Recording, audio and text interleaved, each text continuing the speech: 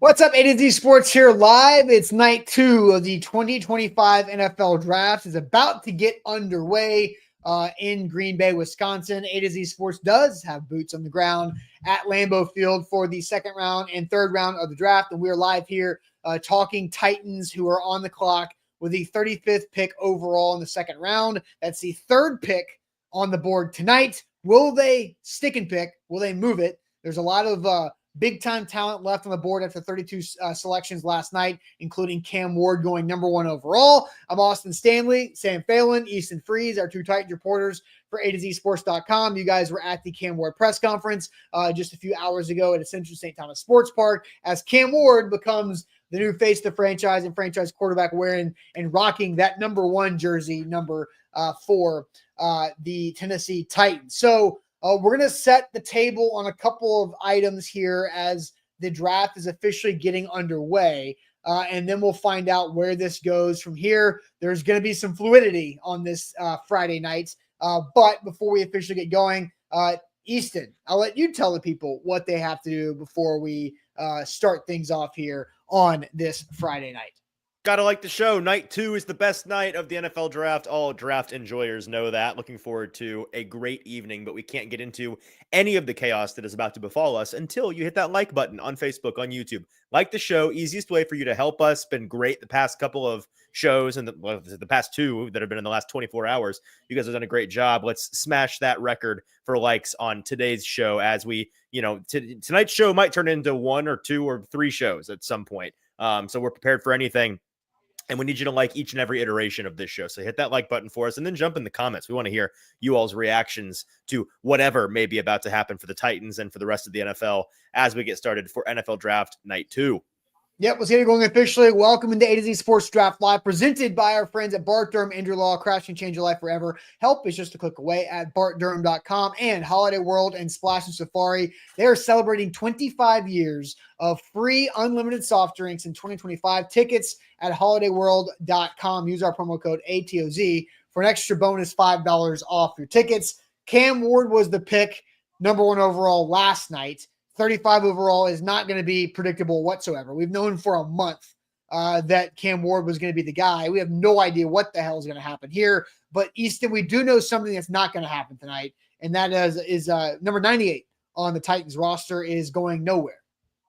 Yeah, I had a little report about an hour ago that the Titans are not and have never actually been considering moving Jeffrey Simmons. They consider him to be a fundamental, foundational, cornerstone piece, an elite piece of their team that they are going to rebuild around. Obviously, a lot of speculation about his future as they used 5 of their 30 official visits on defensive linemen, whether or not, he is really the only valuable enough player on the roster that you could trade for a second or a third round pick. Frankly, that's kind of another reason why folks' heads were in that area. Titans want another pick on day 2. Well, Jeffrey Simmons might be the only guy that can get you one straight up. So there's been some chatter about that here in the local market for a couple of weeks now, and that can be put to rest because my sources indicate he is and was never a trade chip for the Titans. He'll be sticking around for 2025.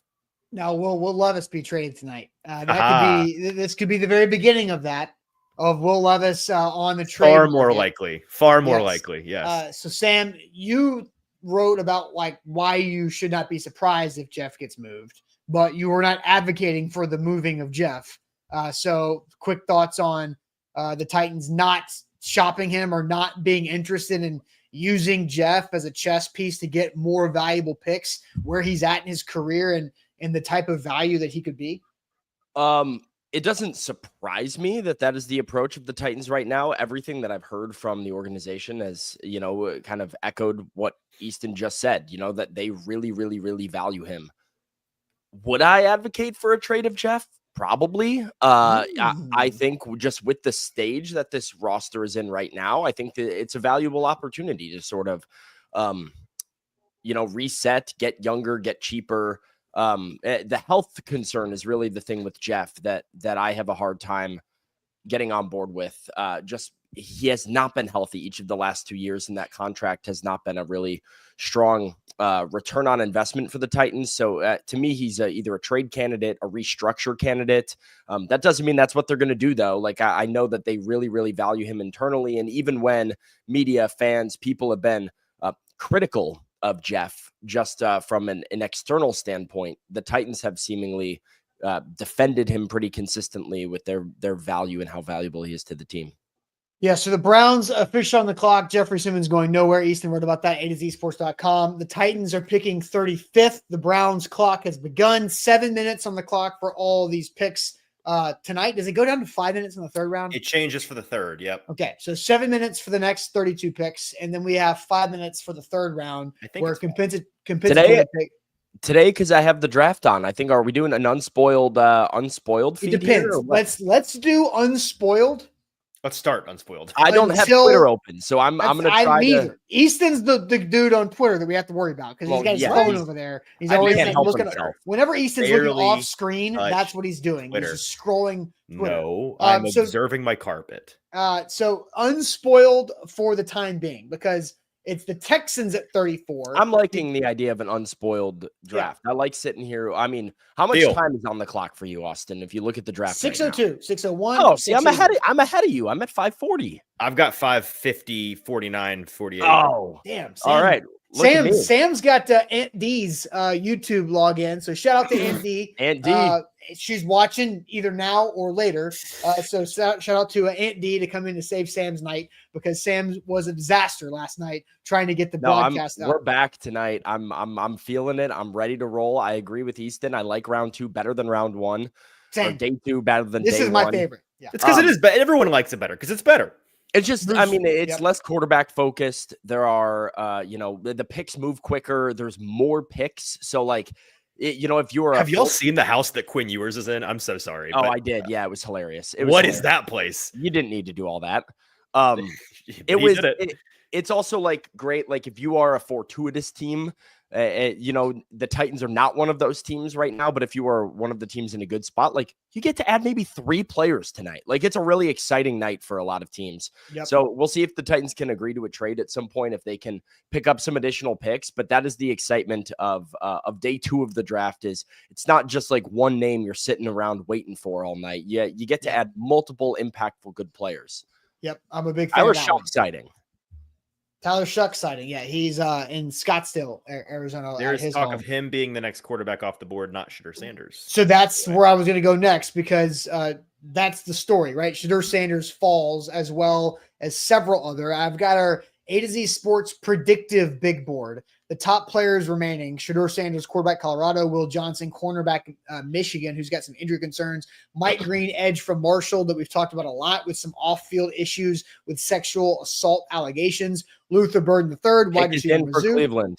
Okay, pick is in for Cleveland. We'll see what happens here. They're not trading it. They also had the 36th pick right after the Titans because of the trade with the Jags at the beginning of the second pick of last night.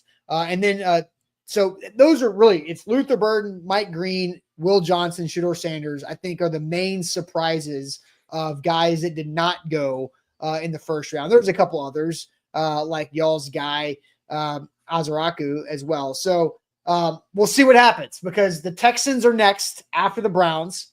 I think because of another trade with the Giants for Jackson Dart. I think the Texans will probably go for I could see them going for Ursary here, like Ariante Ursary out of Minnesota. Going O-line, I think would make a lot of sense for Houston, given some of the turnover that they've had on the offensive line this offseason. Daniel agrees. Yeah, right there with Daniel. So I can see that. Very curious to see what the Browns address with the first pick here in the second round. I think he'll be running back. Or maybe tight end. This could be Sam's great national nightmare ending. TreVeyon Henderson staying in state here? That's what it feels like if I had to guess, but I have not seen it. So I don't know. Are you on Twitter? No, I've not seen it. Remember, we're doing unspoiled. No, Easton, eyes well, here. I said I've not seen it. Eyes right here. Sam, do you want to be our announcer? You want to be our announcer because you're ahead? Oh, sure. Oh, it's Joe Thomas at the podium. Sorry. Okay. Aunt D's YouTube login has Sam as the fastest stream of the 3 of us. So Sam can be our PA guy here on hang on tonight. Browns select Carson Schlesinger, linebacker out of UCLA. Okay. All right. Good. So that's great for the Titans, right? Great for the Titans. Great for the Titans. Everybody clap. Big time. Hey, we like nice little player Carson Schlesinger is. I like Carson Schlesinger. Good pick. Not for the Titans, but I do like that player. Yes. I like nothing him wrong. for the Browns at 33 and not getting in the Titans' way here. That's a very very helpful pick for Tennessee. Let's just do this for a second. The Browns had an opportunity to get Travis Hunter, and they decided not to. And then they decided to also not get one of these other guys and go with the Browns could have become the Colorado Browns with Travis Hunter and Shedeur Sanders in the second round, and they just went for Mason Graham and Carson Schlesinger instead. So, so this is something to watch because defense in Cleveland. If you look at what the Browns-Jags trade was, I think you could see where both teams could win that as long as the Browns filled out those draft picks with good players. So we'll see. I mean, they're getting to make one of them in 3 picks. Like right after the Titans, the Browns are going to be on the clock, which to me is another benefit for Tennessee. Having the Browns right behind them as a team that is QB needy, followed by the Raiders, who are QB needy, with the Saints at 39, who are QB needy, maybe an opportunity, and the Texans pick is already in. So they are also not trading. Oof. All right. This is moving pretty quick. Gut check. This is moving very quick. Hey, so gut Texans check. pick is in. Titans picking or trading? Gut check. Titans are going to pick. You think the Titans are picking? I think if this is not Donovan Ezeraku, I think the Titans will pick Ezeraku and not trade out of their I have literally flip-flopped all day. I think it is exactly 50-50, but right this minute, my gut says trade. I have flip-flopped as well all day. And it will be one of those things. My gut right now says pick because I have started to get less confident as the day has gone on that they have a partner. Well, but what did we see? Was it Jordan Schultz that was talking about how? What about? All right, hang on. Here, actually, multiple teams are interesting. I changed my mind. I'm making a call. 39. They're going to go back. The Bears are going to come up and take a running back to jump the Browns for a running back. With the Browns sitting at 36, Titans are going to move back to 39. I think they trade with the Saints for Tyler Shuck. For Chuck. Okay. So you think the Saints come up and get the other Chuck? Possibility there, right? Is because the Saints at 40 for Shuck is like a really hot topic right now. Okay, so the Titans are on the clock. Is that correct? Well, we have not heard the Texans pick yet, but theoretically, yes, the Texans pick is in. So the Titans yes, clock. And we have somebody coming to the podium right now for the Houston Texans. Here we go. Okay, Mr. Announcer. I don't know who this is. It looks like that old linebacker. I recognize him. He's a linebacker. I just don't know who he is. You sure it's not D'Amico Owen Daniels. Jaden Higgins to Higgins at 34. Wow. Ooh, okay, Titans on the clock. What is the pick? So the Titans are on the clock. What is the decision? The Titans have traded the pick. They have traded the pick with the Seahawks. The Seahawks are now on the clock at 35. Oh. So how far down are they going? Let's see. The Seahawks are way down there. They're at 50. So the Titans just traded down 15 spots. Perfect. If they're at 50, then they're definitely getting a 3rd round pick. They have to. Let me pull up the chart that has all those options on it. Okay, Seahawks are on the clock. So, Sam, if you can look. All right, I'll be on compensation look. The Seahawks come up to 35. According to Tom Pelissero, he had it first. This is very possibly. Is this Shedeur Sanders? Is this Luther Burden? What are the Seahawks coming up to get? Great question. Maybe Burden. 52 and 82, the 3rd rounder. So the Titans get exactly what they wanted. Perfect trade compensation for them. What do you mean? This is almost the exact same trade the Cardinals made last year, which we talked about being a good trade. It's more because the Cardinals moved down 8 spots. You're moving down 17 spots. Were the Cardinals? Oh, you're right. The Cardinals were at 53. You're right. No, they went 35 to like. Or not, sorry, not 53. 43. Yeah. So you're moving down 17 spots here. I don't like that. I don't mind it at all.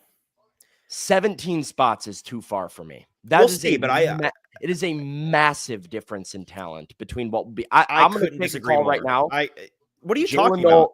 Jalen Noel will not be there. at 52. Maybe not, but I don't think it's a massive talent difference at all. I think the drop guys hanging on the board right now that should have been first round talent. I think the first 40 guys on the board tonight essentially are roughly the same guy.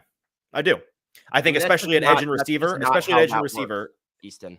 For like 35 is versus 52 are such different picks for a reason. No, okay. It's a massive difference. You not just get the same guy.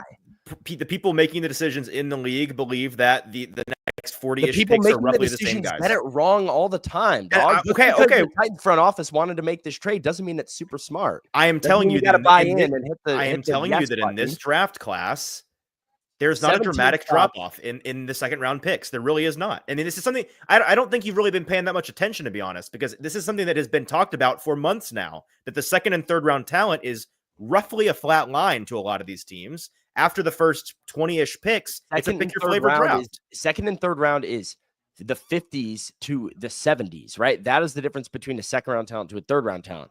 30s to 50s is a massive, massive difference. I disagree. How many guys are still on the board right now that were given first round grades? Well, okay, let's look at it this way. Let me pull up a list of the remaining guys that were on that chart of receivers and edge players. Do you want to know who the 52nd pick was last year? I don't really care, but sure. The Colts took Adonai Mitchell.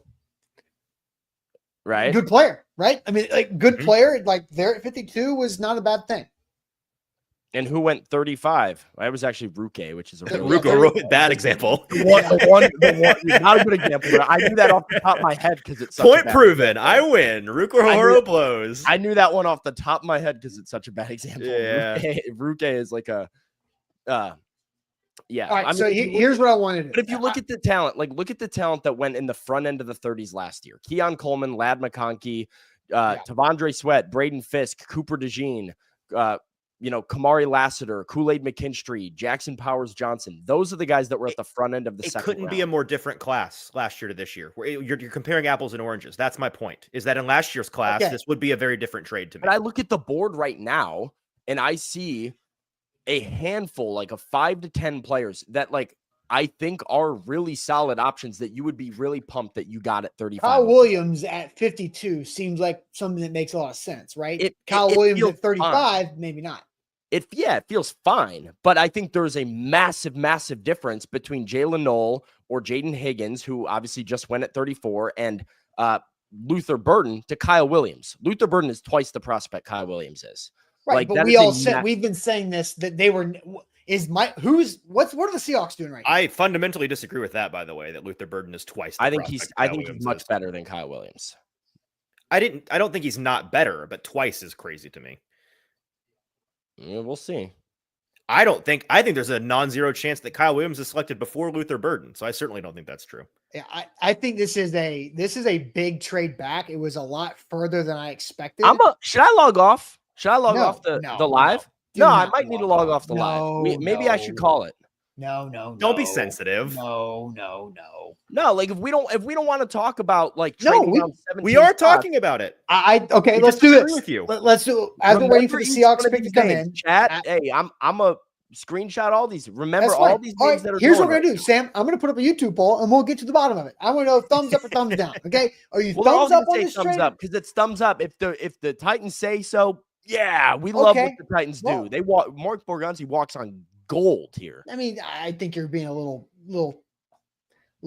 salty here for whatever reason, but Seahawks. Do you want to do a thumbs up or thumbs down? Do you want to find out some data? Do you want to find out if some other people are on your side on this? Austin, here's my general point. While you put up the poll, I'm going to answer your question. Yes, do a poll. I'm curious. Here's my point. I think that if we are looking at, and we'll see, I think it's going to be really curious. It's going to be interesting to see who is still on the board at, what are they, 53? Is that where they're going? 52.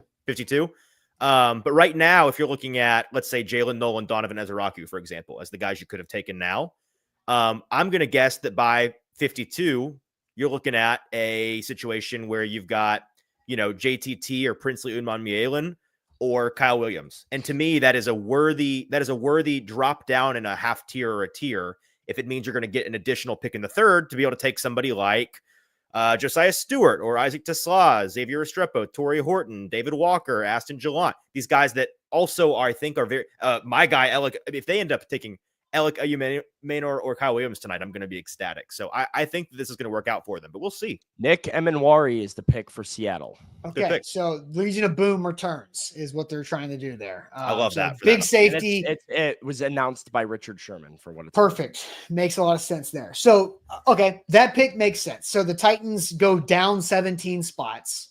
Hey, I mean, is Luther Burden going to be there in 17 spots? Who knows?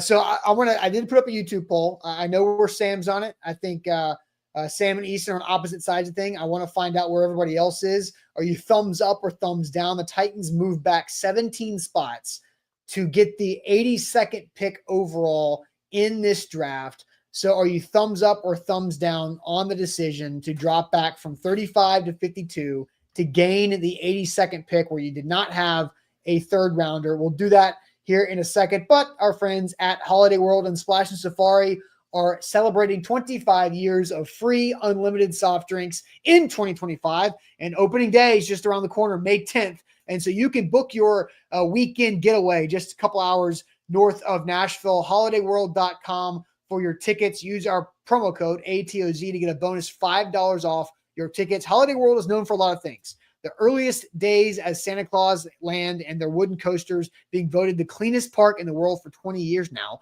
being home to the gravy-themed roller coaster, and also known for being #1 in family fun. Holiday World has something for the entire family. And again, always free soft drinks, free parking, and free sunscreen, just 2.5 hours north of Nashville. So book your family fun trip this weekend at Holiday World and Splash Safari for great coasters, a great award-winning water park as well at holidayworld.com. Thumbs up or thumbs down? Do you guys want to check out some chats while I go see what the YouTube poll says? Can we do that right after I present one thing to think about before it becomes it maybe become moot any minute now? Yeah. But something that is just on my mind, Browns and again, picking as we speak, by the way. Okay. Well, feel free to interrupt if it comes across your screen because I'm curious who it is. If maybe Luther Burden is long gone, like he's gone in the next 10 minutes, fine. But if he starts to slip and it becomes obvious that, oh, there really were some concerns here and is on the board at 52, I wonder. Sean Judkins. Makes sense.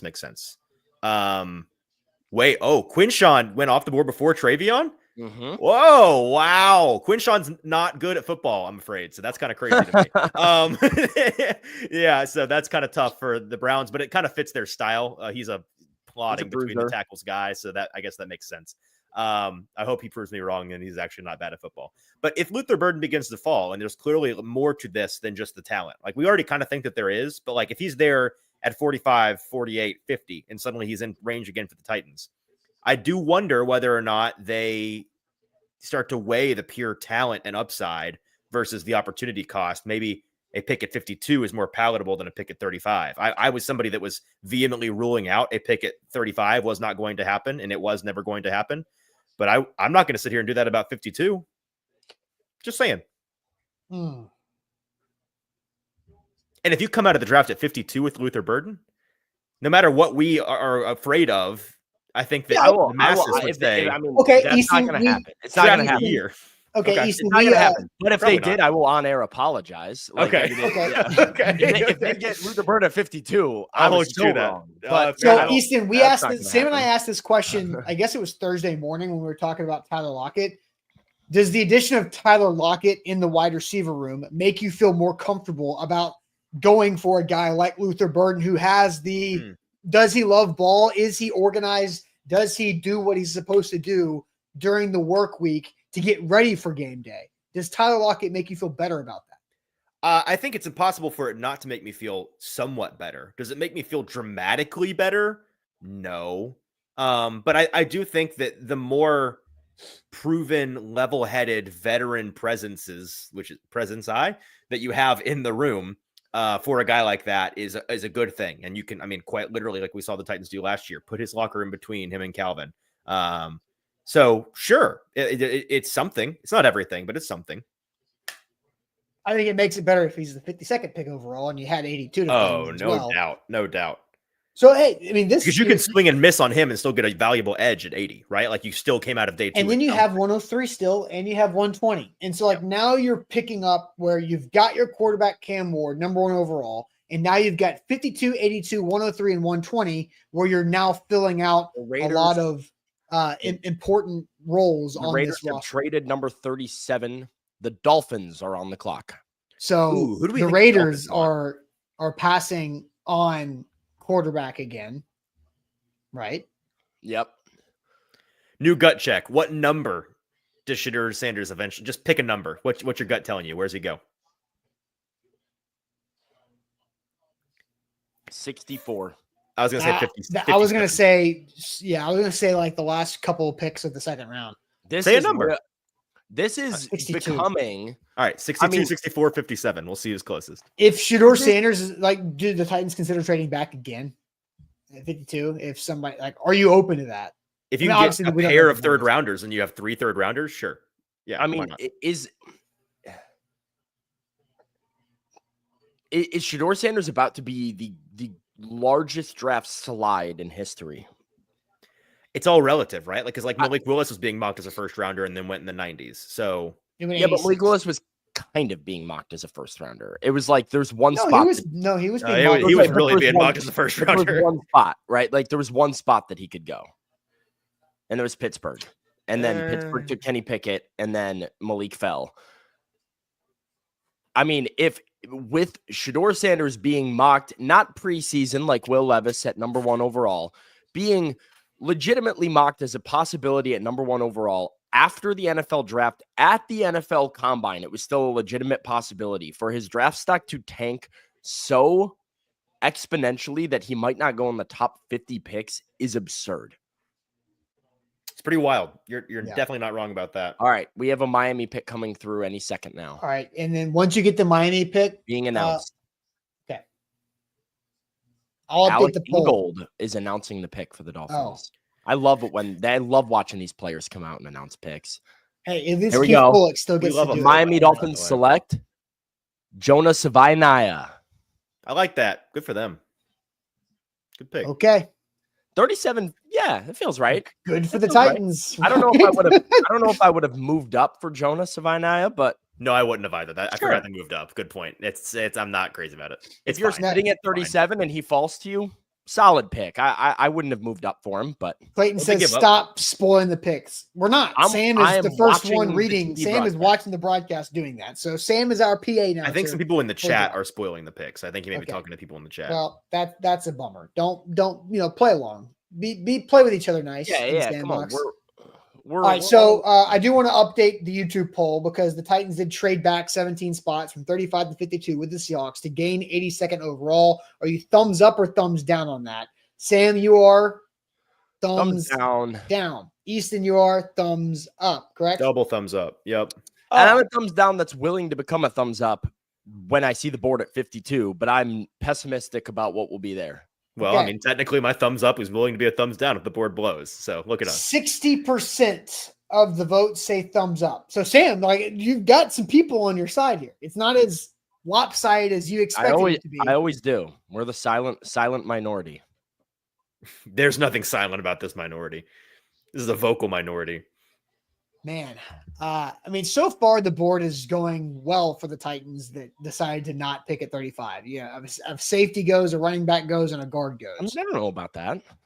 You don't know about that? I mean, Nick Manwari is a player that I really wanted for the Titans. He's a fantastic player. Yeah, but you decided you didn't want him by trading out of the spot that he went in. Yeah, right? I suppose. Yeah, I mean, but they decided they didn't want Luther Burden when they trade out of that. My point is, 3 picks have gone by and no edge, no receivers. Now, jinx, here comes the run. I'd like to point something out that we kind of glossed over. I think it is not quite as crazy as Quinshaw Jenkins going above Henderson, but I do think it is a little bit crazy that Jalen Noel is going to go maybe way after Jaden Higgins. I think this is a blatant example of sizeism in the NFL. I agree with Teams that. just saw a big, fast guy who happens to play like Jaden Higgins plays like he's the size of Jalen Noel, and Jalen Noel plays like he's the size of Jaden Higgins. They're like a Freaky Friday situation, and I don't have a whole lot of faith in Higgins being good. So that's a good thing, I think, for the Titans and the rest of the AFC South that he's now a Texans receiver, because I think that he's a fine dude who'll be like a wide receiver 3, and it will be disappointing.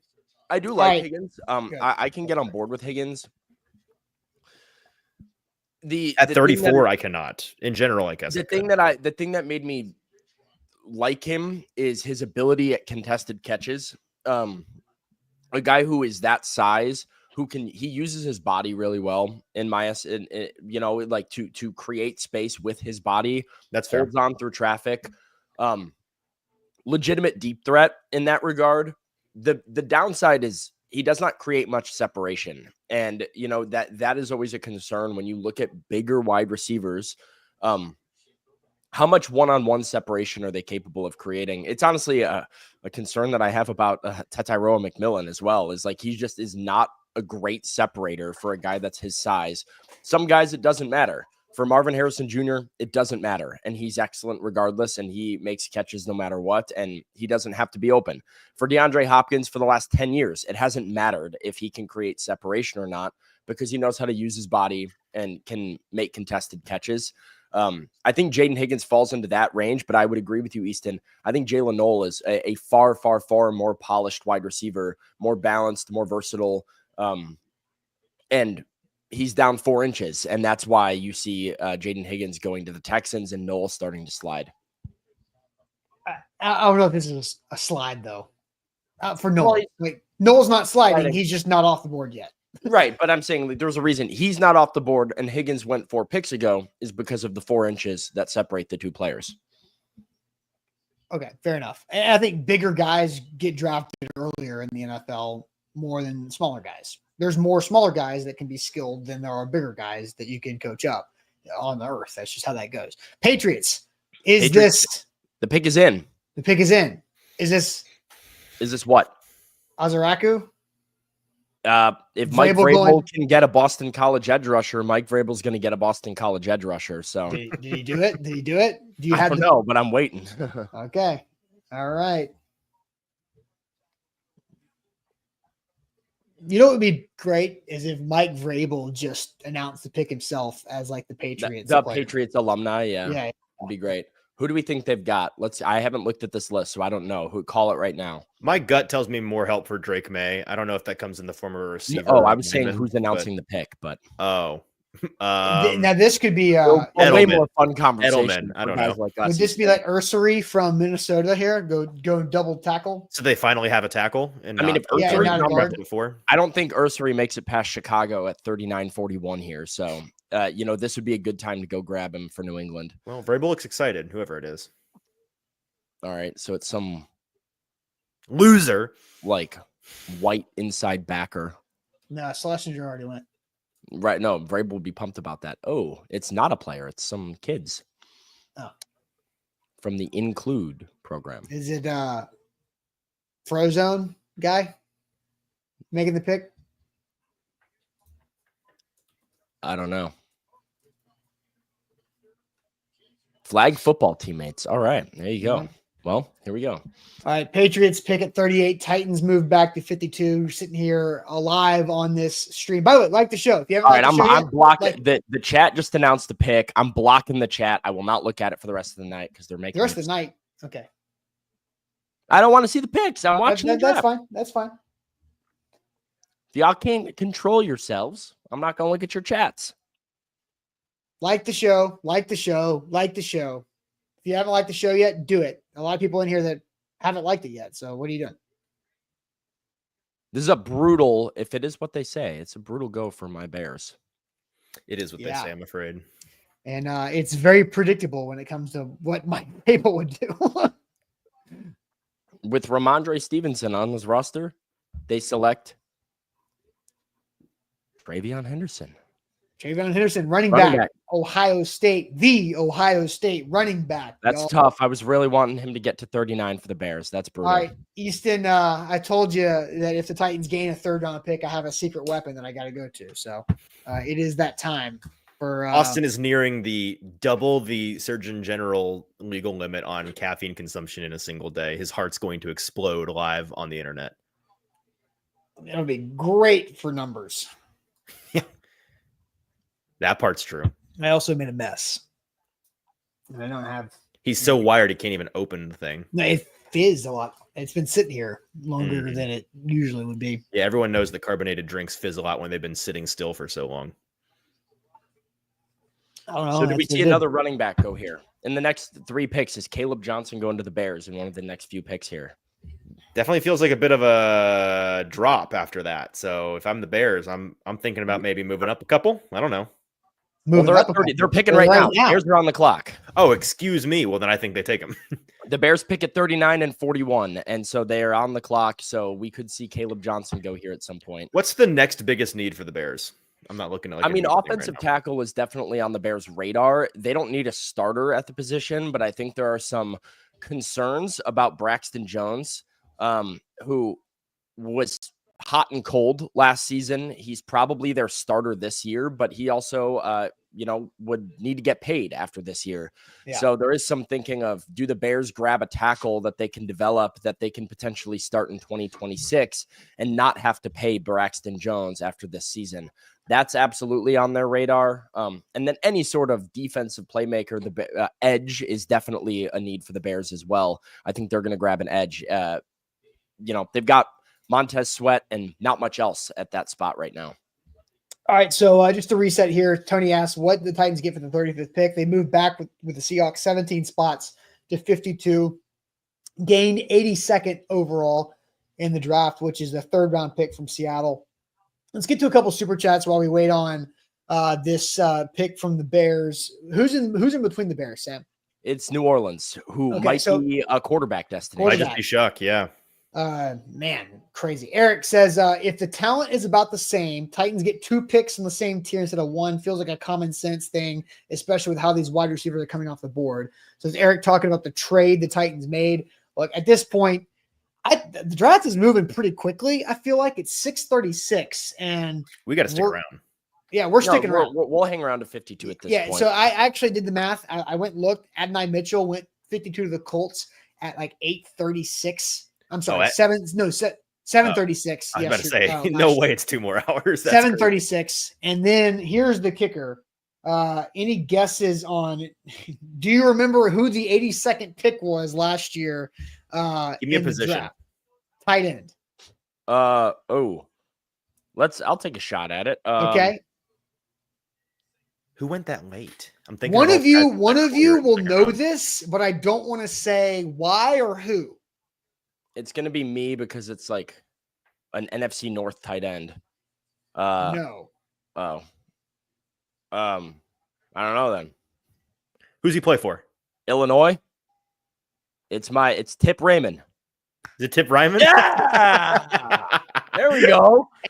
Overall to the glorified lineman Tip Ryman. Now I'll ask you, what time Central Standard Time did Tip Ryman get? Where were you when Tip Raymond became an Arizona Cardinal? I was at my brother's wedding. Bears pick is in, by the way. I'm waiting on the Bears pick. I'm not looking at the chat. I don't like. So Austin, you're talking like 30 picks after 7:30 something. Yeah, 8:29. Kick it an hour, 9:30. Whoa, really? Yeah. Oh, did they take a slow break? down? Take a break? Do they? They don't take a break. There's no halftime. They don't take a break. There's no break. But yes. So we will stick through here until the Titans select at 52, which is roughly. And then we'll react and dip. Then we'll react, and then we're going to take a break, and then we're going to come back probably close to 9, I would guess, for the 3rd round pick at 82 overall. After this Bears pick, we'll get to the next super chat here. Bears pick is about to be made. We've got it. And there's a lot of booze going on, so it might be slightly delayed because, of course, we're in Green Bay. Oh, man. Sam's going to like this one. Don't spoil me. Don't spoil me. Sam's going to hate this one. Sam's going to like it. He's going to hate it. Chicago, where you at? Right here, baby. Sam, I can't wait for this. This is going to be great. I've not even seen it. Oh, now I've seen it. Come on, Des White. Talk weird to me. pick. Theater. Weird pick. I can't wait to watch Sam's reaction to this. This is going to be so good. Oh, man. What we got? Draft the Chicago. Facts. What we got, Sam? That's a weird pick, man. Weird pick. Pray for the North. Pray for the North. Oh no. stand a chance as the Chicago no! Bears. Oh, Green Bay! Oh, we had to do that to the Packers in Green Bay. They attended their own funeral. Wait, no, that's actually kind of funny. Watch 52. Welcome to 52. So the Packers took the first round receiver they've taken in like a gajillion years. That pick, what? So, that pick 20 something? 20. You're telling me Ben Johnson is running an offense with Caleb Williams, throwing to Rome Odunze, Luther Burden, DJ Moore, Cole Kmet. That better work. Coltman. Colston Loveland. Yeah. Loveland. That better work. Yeah. If it doesn't work, somebody's not having it. And they're about to get a running back at 41 too. They better actually. I mean, look, the Bears, running back here. This makes sense for the Bears because they've got so much talent at the pass catcher position that they don't need Luther Burden to like absolutely be a stud. Is it too late to put thumbs up on the Titans moving back to 52? They weren't going to draft Luther Burden 35. You're right. I know. They weren't going to do it. So right. what's, No, you're like, right. I don't know. Like, what do you? You're right. My bad. Like, we've been talking like that. Luther Burden wasn't a thought. No, yeah, we may learn in the next couple of days that he was off their board for all we know. Yes, Burden was never going to be an option for the Titans. So yes, this is not exactly what they lost on, but I will say this is slightly worrisome for the Titans because the Burden going to Chicago, which was not we didn't think the Bears were a wide receiver destination. Yeah. So how quickly did Burden going to Chicago, does this speed up the wide receiver timeline on Knoll or Williams or one of those guys? Yeah. So Herschel says Mike Green at 52. Mike Green also not on the Titans board. Like, I don't think the Titans. That's not going to happen. Easton is going to have to like take a couple days off work if Mike Green. I'll go into witness protection if Easton's honestly though, like, do a lap if Mike Green is the pick at 52. We're just 39 picks into this, so it's not like Mike Green is like completely dropped off face of the earth. But like, at what point they showed him on the broadcast before we started this, and I was like, is he even going to go tonight? Like, I think he might not go tonight. But at what point? Mike Green at 102. I'm back in. You've won me back over. I'm still not in at 102. We'll figure it out. No, we'll figure it out. Don't worry about it. But there is a point, right? Like, is that like what? No. Theoretically, but not for if they think he's going to jail, Austin. No. Well, the idea is right. Like, you take guys off your board, and that is the guys where you're like, there is no point. And so in which it's this just is worth undrafted. It. And there's literally is somebody going to get him as an undrafted free agent? In the trash can somewhere. I don't think Mike Green is off everybody's board. No, he's not. Somebody will take him. No, but that's what I'm saying. But like when? Where? There will not be a point in the draft that I'm okay. All right, let me rephrase the question. At what point would Mike Green be drafted by any NFL team where you will say, okay, that was a long enough wait where it might be worth it? I mean, it's worth it now. But if the Saints take him right now, you have no soul, like if you have no conscience and you're like fine with rooting for him, I think no. When is the Eagles' next pick? That's where he's going. When's the Eagles pick again? Look, I think 64. Mike Green could end up I think he probably will get drafted and be a really good NFL player, and you just have to decide if it's worth it for you. Okay, Saints on the board. The Saints pick is in. Sam, you can be our PA announcer here.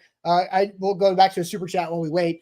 Curtis says, nice header, y'all. About time. What do you mean about time? We changed the header the day after Cam Ward was picked. You can't change the header before Cam Ward is picked. But the YouTube header has been blank for the past couple months. Could have just been nothing on there. And we had to wait for the jersey number to be correct, which we'll get to that here in a moment. Everybody in the Saints draft, they just showed everybody in the draft room standing up. Like, it's totally shock. I have not seen it, but it's giving quarterback, and the report is that they like Shuck and not Shador. So I would not. By the way, Jalen Milroe's still chilling in Green Bay, right? He's just hanging out. Is he still there? That poor kid. Why did he get invited? You're right. It's his own fault. But no. They wanted more players that would go on this day there. Ryan Ramchick to announce the pick.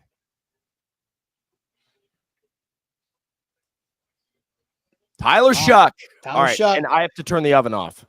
Okay. Tyler Shuck's the quarterback from Louisville going to the Saints. Easton, can the Saints start Tyler Shuck this year if Derek Carr's shoulder's messed up? Or is They're going to have to. Luckily for them. Tyler Spencer Shuck is Rattler? already 34 years old, so he's going to be in good shape to start. No, I mean, I hear what you're saying. Honestly, though, Tyler Shuck is older than both you and Sam. And Spencer Rattler. So, yeah. So, I think and he's married. Yeah, and he's now a second-round pick when Rattler was what, a fifth round pick? Yeah. So, yeah, I think that he will start if and when Derek Carr can't play. And I think that that's their plan, and I think the Saints are probably stoked about this. If Derek Carr's shoulder, Sam, could you hear us during that? I could. Okay, good. If Derek Carr's shoulder was okay, do the Saints take Shedeur Sanders instead of Shuck? They don't like him. They didn't like Probably not. Probably not. Because, like, to me, the Shedeur evaluation is pretty black and white. Like, do you like him or do you not like him? And if the Saints liked him, they would have taken him over Tyler Shuck, and it wouldn't have mattered if he had to play right away or not. This is just, they didn't like him. And, Tyler Shuck, though, I do think went up in value and went up in level of how attractive he was to the Saints because of his experience and his age and his ability to play right away. I think all of those things are true. Can I pitch you to a business decision, a business proposal? Absolutely. I love this. What if Will Johnson at pick 52? Thoughts? I'm on board with whatever team picks Will Johnson the rest of the way. They're a winner. No, yeah, I like beginning of the second round, Will Johnson is worth it here. All right. I don't know if the Titans are the best fit, just because, like, we talked last night on the stream about Will Johnson and him falling. And Your Bears traded, by the way. Sorry to interrupt you. The Bears traded out? They did with the Bills. The Bills are sending 56, 62, and 109, and the Bears are moving back. The Bills come and get a receiver? Yeah, the Bears are sending 41, 72, 240. Yeah, this feels like this could be a Kyle Williams spot. This could be a Jalen Knoll spot. I wouldn't be surprised by either of those picks. Who are the best receivers who are the top receivers on the board here? Those two, I'm sure. Kyle Williams. It's just those two guys? Yeah, pretty much. Betch, Royals, Trey Harris is high on a lot of teams' boards. But I'm trying to think in terms of fit for them. Because they got Keon Coleman, so they've got their straight line guy. I mean, they've got Shakir. So yeah, honestly, they could use a true X and not have to play Shakir at the X, but there isn't really one. Like, unless they think Betch is one, which I don't think that he is. He could play X. To me, he's not best served as an X, but if they just think he's an awesome player, they'll get the awesome player. So I could see it. So Garrett thinks this could be Will Johnson. He bets. Now they just took Maxwell Harrison. I don't hate that, and so that's on brand with what I was saying before that trade happened. Austin, is when we talked about Will Johnson, we talked about find a team that's really good right now. Yeah. Doesn't care if he gets to his second contract because you get a really, really awesome cornerback for the next couple of years, and maybe he takes you to the next level. Second round at 41 for Buffalo, I think that could make a ton of sense. Let's look at this because the Bills went up to 41 and got 70. So there was a third round swap. So it's like, so the Titans got 82 and didn't have to swap in the third round. I'm sorry. No, the Bears got 2 second round picks. The Bears are now at 62. Okay. Yes. So the Bears got 2 second rounders for this pick and a third rounder. Okay. Makes sense. So while we wait on this might just be a pick for Ezeraku, by the way. I mean, they could use anything on defense, to be honest. It could be. And they may have him as the clear best. This pick is in, but yes, to clarify, the Bears are now picking at 56 and 62. So they got 2 picks in this at the end of the second round. So the Bears will end up with 3 guys that they pick in the second. All right, I want to answer your Will Johnson question about the Titans just in case he goes here. I say no because you've already got Snead coming off of an injury, and he's got extracurricular stuff. You signed Cheeto last year, and he got hurt. I don't think you can afford to have a corner with injury concerns right now if you're the Tennessee Titans. You have to be healthy there because, I think a corner is a need. I think you should go into every draft and get a corner. But I don't think the Titans are in a spot like we talked about last night where they can take a flyer on a guy with an injury risk. The Bills do make sense because they've got security and insurance by going Harrison and Johnson if that's the spot here. What do we think this is here? I think it's probably a receiver, right? They've got Chenault and Josh Palmer that they added in free agency. Maybe they don't. Chenault not moving any But needles. no, I know. But are you trading up and giving up picks like that to go get a receiver For a after? receiver, absolutely, you are. I mean, that like wide receiver is one of the few positions that teams regularly move up to go and get. This could be another result of the Bears taking Burden. Bears take Burden. The Bills clock might do exactly what we did on the stream and said, how fast are these guys going to go? There might have been a guy that they were loving at 56 that they don't love if he'll be there anymore, and they want to jump up and. Ezeraku is really the only guy that makes real sense to me, to be honest with you, for them. It could. I mean, I think they saw him as a first-round grade, saw him to start to slip, and maybe didn't plan on making this trade. First opportunity to go get up, yeah. When the Bills have 10 picks in this class, or had 10 picks in this class, they're not a team that has 10 roster spots. You know what I mean? No, yeah. So they were always going to deploy some kind of trade up at some point. I mean, they do, they added Joey Bosa. Ezeraku adding to that defensive front would be. Can they hurry up? We've got a guy coming out right now to announce the Buffalo Bills pick. I like the Bills draft room. Can't tell who this is that's announcing this pick. Easton, what broadcast are you watching? I'm on the the ABC. I'm on ESPN2. We're on all three different. I'm Lee on Evans. NFL Network. 34's pick. They'll draft. The Buffalo Bills select TJ Sanders, defensive tackle from South Carolina. A guy the Titans did some homework on. They had him in for a 30 visit. Something about the Bills just love their rotational defensive tackles. You know it? Like, that's their thing up there. So that makes sense, to be honest. Every good team, though, I feel like loves rotational. The Bills in particular, I feel like every September we're talking about, like, man, the Bills go 5 deep on the defensive line. They love to roll these guys through, which is it works for them. So it's not a bad strategy. It's just. This is so off topic, sorry, but kind of not because the Bills just drafted. But one of my favorite things that happens in the draft when I watch some of these guys get drafted is the fact that the city that they are forced to live in for the next 4 or 5 years of their life is determined in an instant. And you just have to imagine you're just it gives me vibes. Buffalo. It's just as good as pumped as you might be about being a Bill. It's kind of wow, Miami. You got to practice your poker face, right? Because oh yeah. Yeah, but I think that's not something it's immediately on your mind though. There's way too much. It would be the first. It would be my first thing on my mind. No, it would not. No, it would not. Dude, if I was getting Austin, drafted, it would only be 3 places that truly scare me. Not half the league, but if Jacksonville rolled around, then I was like, oh god. Yeah, Jacksonville, Buffalo, literally just because of playing football in Buffalo would be hard. Yeah, but there's Josh Allen. Well, you're right. You got Josh Allen, and you have a competent, competitive. No, it'd be fun, but also you're a South Carolina boy that now has to go play defensive tackle in Buffalo. That's not fun. That sucks. I'm sorry. All right, do we want to rank our bottom 3 NFL destinations if you were a player? Sure. Bottom 3. How much are we factoring in? Team, how good the team is. Ignore the team entirely. No, I think you should add it. Oh, adding but we're talking about lifestyle, right? That's what I'm thinking about. Yes. Okay, I have an easy 3. Okay, go.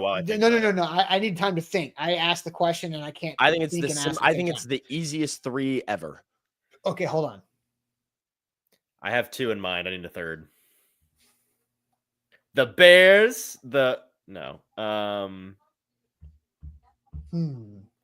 right, I have 3. Actually, Sam, these feel easy ones to me, so we may have the same 3, to be honest. I think there's really not that. I think it is a very clear, very easy. Okay. 3. All right. Go then. Do all 3 of yours. Buffalo's not in my 3, but neither. It's close. I think it's very clearly Jacksonville, Cleveland, and Green Bay. Dude, yes. Same 3. Jacksonville, Cleveland, and Green Bay. Nothing fun to do in any of those places. No, I changed. I changed one. I just forgot about a team. I think we are sleeping on Carolina.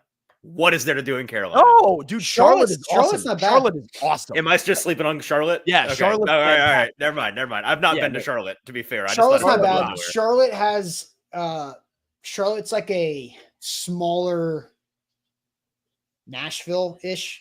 Okay, that you know what? It doesn't Apologies to have Charlotte. I was not familiar with the game. depth of Nashville, but it's a cool town. Like, All right, yeah. never mind. Yeah, Um, hey, I don't blame you because the Panthers do themselves no favors by being Carolina, which just makes you think it's in the middle of nowhere, and you missing- don't realize it's in like a cool city. Yeah. Okay. So I think the Jags are automatically in there, like guaranteed. I think because of the current era of the Buffalo Bills, Buffalo's not involved in mine. I will say the only reason I would hate Buffalo is because of the cold, but like when I was up in Buffalo, I found Buffalo incredibly charming. I loved being in Buffalo. You know what I would hate? And this is tough because of the quarterback there. Oh, I have an Kansas answer. City. The Commanders. Oh, I would like to live in DC. I think. I don't know. It would enough be a about- I don't know logistical. enough about DC. I've only been to like DC, like Same. That's by the fair, White House, actually. and I've been to like Annapolis, Maryland, which I also love. But I don't know what where does a Commanders player live? I don't know that information. And Not so like- I would have to have. It would more be info. it would be a nightmare, like traffic nightmare. It also is a very bad facility and stadium, Yes. which True. I think is also a factor. Is like the places that don't have the resources of other teams. A couple years ago, an easy one of my answers would have been Oakland. Oh, Please. I But actually now it's Vegas. I was gonna answer Oakland, and then I was like, oh wait, crap. Yeah, Now Baltimore with the Ravens, but I think Ooh, Baltimore yeah, as a that's city has some good features. I think like if you the live in downtown. Baltimore with NFL money, yeah, you're Baltimore would probably be fine. cool. What's the way to put this? I'm not sure Baltimore is the place for me. Does that make sense? I don't know. I don't know if I fit the vibe of Baltimore. I feel like you're gonna be a little bit fair. little You bit don't harder. have a That Baltimore. was my point. You don't, That was you don't belong on the East Coast. What is- You know- Yeah. Oh, any of the East Coast? Well, Really? okay, Where you does belong Easton in- belong then? No, you belong in like Boston, but you actually live in New Hampshire and commute. From Boston. Live in the suburbs of New Hampshire. All right. Actually, you live in the the suburbs Patriots would. After I The just work Patriots for are a sneaky ESPN. one. The Patriots are a sneaky one because you're not like in Boston. No, I actually think Right. the Patriots would be awesome because I love the New England area. I love Okay. like upstate. I love that vibe. So Okay, so I think Jets pick is coming in from John Abraham. the Mason Jets Taylor. pick- Mason Taylor goes to the Jets. So we Sorry, are now 10 Easton, picks narrative's away. over. No, it's okay. I didn't want them to take Mason Taylor. I just thought it was funny how much it bothered you. Oh, I will- forgot about mine. You're what? My number one bottom, Oh. Indianapolis. Oh, Get me out of there. No, Get me out of Indianapolis and No, put no. This Big is some Ten Jeff hating. he literally reminded me by saying Indy is a good city, which made me remember how That's much I crazy. dislike being in Indianapolis. No, you like being in Indianapolis. No, I do not. We Get me established, out of you and I Indy so established that fast. it's not that bad. see, here's the thing about Green Fun Bay. for the combine. Green Bay would be You're great. probably right. Green Bay would be great because in the season you don't have any distractions, and then in the off season you're not there. Yeah, so it's kind of cheating, it feels like even. That's what happens in Green Bay. Well, no. like- I think the construct of this game is you live there. Like you live there. I agree. But that's not how anybody in Green Bay does it. Like But that's how this like, game works. But think about this. Think about the Green Bay is more college because in Green Bay you have your teammates that you live with. You have like roommates. Austin, which we I know think how is it awesome. works. We know how it works. we know. And then you leave, and then you go back home. But then if you can leave, you can just leave any of these you are places. forced to live there for like an entire rookie contract, and Yes. you cannot that's just your permanent residence. Because if you can leave, then you can just leave all these places. At what point do we want to actually probably do a better version of our jobs and predict who the Titans No, are going to take? we're getting there. We're getting We're- there. I know, I'm just trying to- We're too far away. 49ers to are really- about to pick. I know so that's why I said at what point. That's why I said at what point. 3 or 4 more picks. Yeah, we got 3 more. Now right. we can. Once can we have an do- idea of who might be on the board. All right, so let's get to a couple super chats because I think we've got. Hang on. We got a pick coming in first. All right, we got the Niners pick coming in at 43. 49ers select Alfred Collins, a defensive tackle from Texas. That's higher than he I sure would say should that's have gone. earlier than I would have taken him. Yeah, he's a third round pick, I believe, but not today. He's not. I mean, All right. is this not going well or not for the Titans? If you So were the far. 40, so if you were the 49ers, and you got to the end of the draft and Kyle Williams was on the board, do you take him? Wait, sorry, repeat your question. If you were the 49ers and you were in like the 7th round, and Kyle Williams was still on the board, would you take him? Or is that like, can you not take Kyle Williams because you're the 49ers? What am I missing here? I don't get it.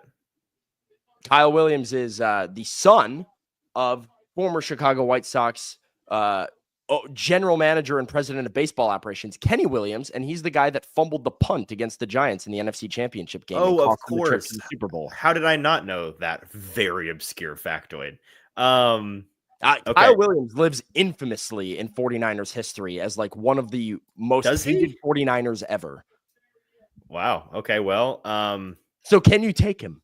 It'd be like if there was a really fun edge prospect in this year's draft named Vic Beasley. Could the Titans take him? Yes. Yes, they could. It's like, ooh, maybe we just pass. The Titans draft Will Svitek Jr., who is a defensive end that's pretty good. No, I'm kidding. All right. Kendall has a super chat. For years, we've asked for a front office plan. We knew this trade was likely because we know their plan. This seems like a winning team type of move. I think it's a very level-headed comment because the Titans so far have stuck with their plan, right?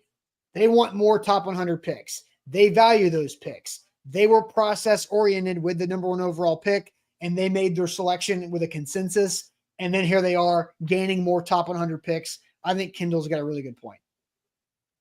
I would agree with the idea that, you'd like to see teams exercise restraint. I think restraint is a really good skill to have in a front office that most front offices don't have. And I think this has the potential to be something really good for the Titans. I mean, they are 8 picks away from being very happy with their move to trade back. Yeah, I agree. Because, I mean, there are guys on the board right now that I would not have batted an eye if they took at 35. And if they're able to get those guys at 52, that is a huge, huge, huge win. They got to get there, though. So we'll see what happens over the next 8 picks. All right, we're waiting for more picks. By the way, let's reset here. If you haven't liked the show yet, please like the show. Our Titans Draft Live this year is presented by a couple of great sponsors. We'll start off with Bart Durham Injury Law. Crash can change your life forever. And check them out at bartdurham.com to help you out with any big truck wreck or any car accident that you deserve money for. Go to bartdurham.com. Bart Durham Injury Law has been serving Nashvillians, Middle Tennesseans, and across the entire state for now over 50 years. Shout out to our guy, Blair Durham, who was trading emails back and forth with our guy Andrew in A to Z about whether the Titans go edge or receiver at 35 overall or if they trade back. So Blair knows ball. Blair loves talking ball at bartdurham.com. Also, shout out to Holiday World and Splash and Safari celebrating 25 years of free unlimited soft drinks in 2025. Get your tickets today, just 2.5 hours north of Nashville for your theme park and water park summer fun. holidayworld.com. Use our promo code ATOZ to get a bonus $5 off your tickets there. So let's get to this topic. I'd like to make one announcement before you do that real quick, okay, just for anybody else that's kind of curious. Okay. Luther Burden III is officially the final piece of the Bryce Young trade. Oh. The final pick interesting. of the Bryce Young trade to be used is Luther Burden. So another guy to look back. You know what I think he's not is the final piece of this Ben Johnson offense. I think it's going to be even more outrageous when they draft like a pretty good running back here in a little bit. They are going to, I mean, they're going to need to grab a running back. I'm sitting here just hoping Caleb Johnson keeps sliding down this board. But yeah, I was about to say they're going to add, even if it's like Bashal Tootin, they're going to add somebody sexy to that lineup, and it's going to be really cool. We could just go for Scattaboo and be like America's team. Yeah, America's team with Luther Burden and Scattaboo. The America's team. Yeah. All right, Austin. Get it right. Yes. So the Titans have 52nd overall. They traded back with Seattle 17 spots to add 82 in the 3rd round. So we'll stick here through the 52nd pick and reaction to 52nd pick. We'll take a break and come back live around the mid 70s before At the podium, by the way. Cowboys at the podium. Interrupt me when you're ready. And the Titans will pick at 82 overall in the third round, which we will have a separate individual live stream for that because that'll be here in about 2.5 hours or 2 hours or so. The Dallas Cowboys select Donovan Ezeraku. Okay. Finally, So Great get. I mean, great get for Dallas there. Yeah, 44. for sure. One Titans target off the board at 44. Ezeraku, edge out of Boston College. Dallas is another team that I have to say, the restraint, I think, is a really impressive thing for Dallas. I came into the draft knowing they needed a running back, knowing they needed wide receivers, that offensive playmakers were sort of a thing to watch for the Cowboys. And I kind of expected Jerry Jones to Jerry Jones and go for like a big name to make a splash. Tyler Booker and Donovan Ezeraku, two trench players that are like just going to be day one really good contributors to that Dallas team. So I think they've done pretty well for themselves through 2 rounds. All right, so let's have a conversation here while we have some time to do that. Warren Moon surprises Cam Ward and announces at the press conference this afternoon that he is allowing Cam Ward to wear the number 1 jersey. Sam, do you want to set the table for what went down here? Let's not. We don't have to have the whole debate about whether or not Ward should be able to wear number 1, blah, blah, blah, blah, blah. Like he's going to wear number 1. That's what's happening, right? I think the most interesting thing was the side conversation I had with Warren Moon after the press conference, because I went to the back of the room, was talking to Warren Moon, asking him a couple of questions. He threw a little bit of shade at Shedeur Sanders, talked about how, Cam Ward, what do I like about Cam Ward? Well, I'll tell you, he's a really talented kid and he's really, really humble. There's another quarterback that if he would have demonstrated a little bit of that, maybe he would have heard his name called yesterday. Absolutely dunking on Shedeur Sanders. So I thought that was funny that Warren Moon was taking shots like that. But no, he really talked about his headspace, his thoughts. I did say I hated the idea. I still don't love tell the that idea. to Warren Moon? No. You big dummy. I don't like the idea of this is Jonathan Taylor announcing the Colts pick. I'll pause this so that we can get the Colts pick from Jonathan Taylor. It would have been way funnier if you did tell Warren Moon that you thought that was a bad idea. Yeah.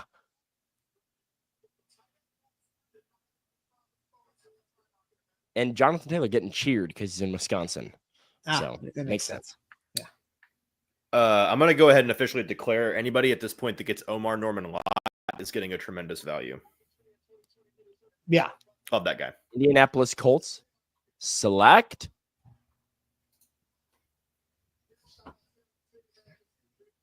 JT Tuiomoloau. Good pick, and the first in a while now that has been definitely I think firmly on the Titans board. So that's one. Ezeraku and then JTT. Yeah, back. Sorry, I forgot Ezeraku. I was kind of in my brain assuming he wouldn't be there at 52. So Sam, back to story time. Anyways, Warren Moon. I'm talking to Warren Moon. We're talking about this thing, and he's kind of walking through his headspace. And a couple of notes that I found really interesting. Number 1, Warren Moon has been approached by multiple Titans players in the past. Many of them are still on the team today about wearing number 1. He has turned all of them down. So take that for what you will. Multiple times he has been approached. Somebody said, "Hey, can I wear number 1?" He's thought about it and said, "No, you're good." He said this time, current guys? He said some of them are not still with the team. Some of them are. Mason Kinsey approached asking Warren Moon. I think Calvin Ridley is a good candidate for this. You said it, not me, but I would not hate that guess either. He said this one was a little bit different for him because Cam Ward is a quarterback first and foremost. There has not been a quarterback that has asked him in the past. I bet AJ asked. Very possible as well. And then he said, he has a history of this guy. He gets him, right? Warren Moon played at Washington. Cam Ward plays at Washington State. He's been on his radar for a long time. He's kind of been tracking his career. So there was sort of like a personal connection that Warren Moon felt to Cam Ward. He spoke to him in person just to kind of feel out, like, what's this guy's vibe? Do I like him? Whatever. And it was all positives. And then he still said, I don't know. I have to think about it. And he talked to Amy Adams Strunk. and they were talking about it themselves about whether or not this was a good idea. And then he said, a day and a half ago, on Tuesday night, Warren Moon decided, I think I'm going to do it. I think I'm going to allow him to wear number 1. And then he secretly organized this meeting with the Titans where he was going to come and surprise Cam at the press conference, or I guess Wednesday. He decided Wednesday to give him the number, and decided, yes, organize the surprise meetup. Okay, so that's some of the background. One of the things that I found very interesting is that Warren Moon said, had he been a regular dude playing for the Dallas Cowboys, he would not have allowed it. Absolutely not. So you're saying if like Tony Pollard gets signed and then comes to the Titans and wants to ask for 1, it wouldn't have happened? No, he's saying if it was anybody who, he's saying if the Titans did not used to be the Oilers, he would have blocked it. Like if he had played his football in a Tennessee Titans uniform, he would have given it a firm block. So the idea that he was an Oiler, I did find it a little interesting. I told Easton, it's right. Like the Titans are all Oilers history is Titans history. We have the Oilers. And then now they're kind of like, yeah, but not now because we don't want it to be now. Because it's convenient. Yeah. Yeah, it's convenient. And so he said, the Oilers are a different city. It's a different team. It's a different logo. It's a different jersey. And then he said, my hope is that nobody will ever wear the Oilers number 1 jersey ever again. And so then I followed up and I talked to him about, well, did this have anything to do with the Oilers jerseys being out of circulation this year? He said they were unrelated decisions, but that when he found out the Oilers jerseys were out of circulation for this year, it was a driving factor that allowed him to approve it for Cam. So he says, can I pause? Sure. Because I need to take a victory lap. I don't know if you get a victory lap because and I was going to tell you this, your victory lap was under this idea that they took away the Oilers jersey so they could give it to Cam, and that it was part of this like preconceived plan. It was more just happenstance. I think it's just the fact that I came up with it, but I have the text. I texted you two Tuesday morning at 9:38. Hot take epiphany alert. Titans shelved the Oilers throwback so Cam Ward can wear Warren Moon's 1, and it's not unretired from Oilers jerseys for at least a year or two. Yes. So, and you just said that Warren Moon told you that he decided Wednesday night, and then Wednesday. Well, he said a day and a half ago today, so it would be Wednesday night at some point. So regardless, I had my epiphany that Cam Ward was going to wear 1 and put that together before Warren Moon made his decision. That is true. You beat Warren Moon to his own decision. It's something because what I'd said this previously, right? I saw a mock of Cam Ward wearing the Oilers 1, and I first saw Warren Moon, and I said, wait a second, they're not wearing those this year. And I think he's going to get 1. And I've been telling you guys for 2 days now that Cam Ward's going to wear 1. Yes. And I made Easton walk away from this because he's this upset with me being so brilliant that I beat the man that made the decision. New uniforms, I want to get to them. I'm going to explain to everybody what these new uniforms are going to be. I have full knowledge of what these new uniforms are going to be. I'm going to explain it. Oh, really? After the Rams pick here, because we're waiting. Okay. The Rams pick is in, and I have somebody walking to the podium with the pick number 46. Let's see what the first pick for the Rams. They traded out of the first round in that Jackson Dart deal, I believe, right? Yep. All right. Let's see what they want.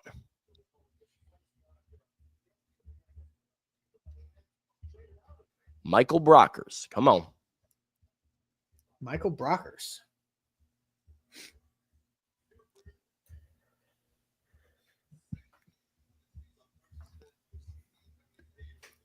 He's taking a while. He's doing shout-outs. He's doing rounds and rounds of shout-outs. I think if you're a guest announcer, get rid of the shout-outs. Nobody wants that. You want the pick. Yeah. Here we go. The Rams.